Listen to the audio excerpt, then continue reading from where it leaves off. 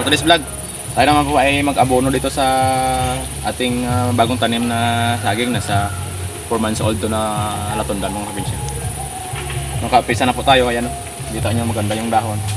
Tamang tama kasi basa yung lupa. Malakas yung ulan kagabi kaya mag-apply po tayo ng abono mga kabinsya. So tara, patuloy natin to pag-abono mga kabinsya. Kita nyo, ito lang diskarte pa rin natin sa pag-abono ng saging mga probinsya. Dapat naka-runway din, tapos paikot yung abono para lahat ng mga ugat makakain.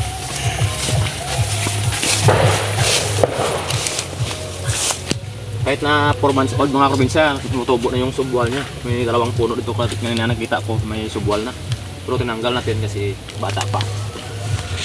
Para makapokus ito tayo sa nanay mga probinsya. Hindi layo lang ito.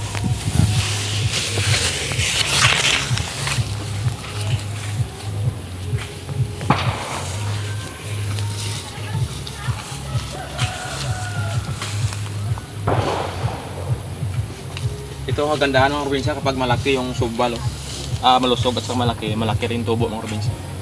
Yung maliliit na mababa, maliit din.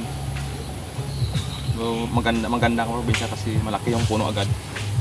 Pero lahat naman na subwal na basta malusog ng probinsya ay okay rin po yan mga probinsya.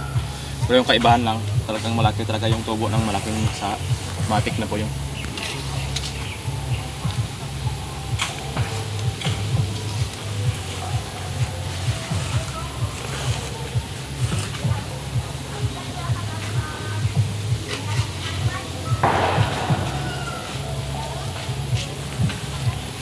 Hindi pala naka-subscribe sa akin channel mo minsan, please like, share, and subscribe at pinutin yung notification bell para update kayo sa mga upload ko. Salamat sa advance happy new year po sa inyong lahat mga probinsya.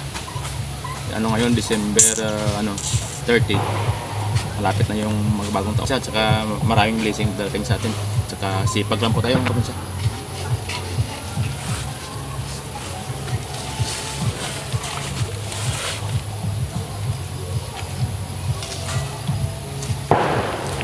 Pagan pa natin para mas lalo maraming darating na mga blessing next year po mga probinsya.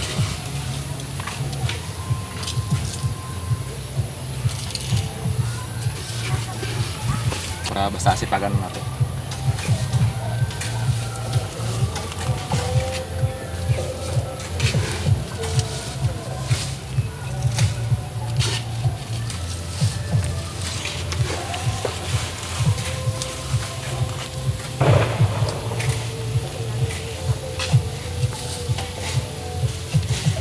Yan, ang ganda yung daon natin sa saging mga probinsya.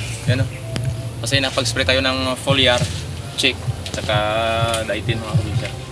Kaya maganda yung malusog yung dahon. Saka maganda kasi ganda ng jiwa nyo, char. Kaya abono tayo agad para lalong ganda yung dahon.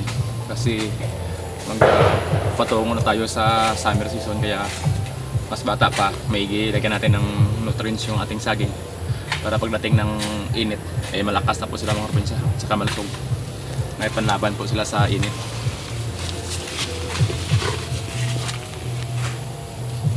February, umpisa na po ang tag-init. Kaya dapat diinan na natin yung nutrients natin sa saging para hindi sila mapahamak o hindi sila masyadong matamaan ng masyadong init mga probinsya.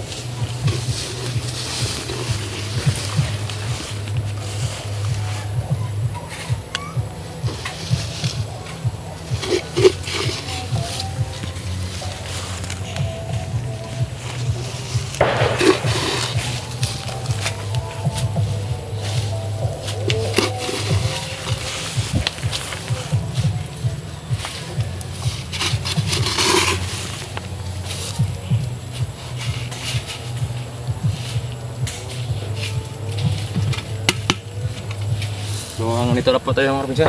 Ubos na po yung ating abono. Thank you for watching. Bye.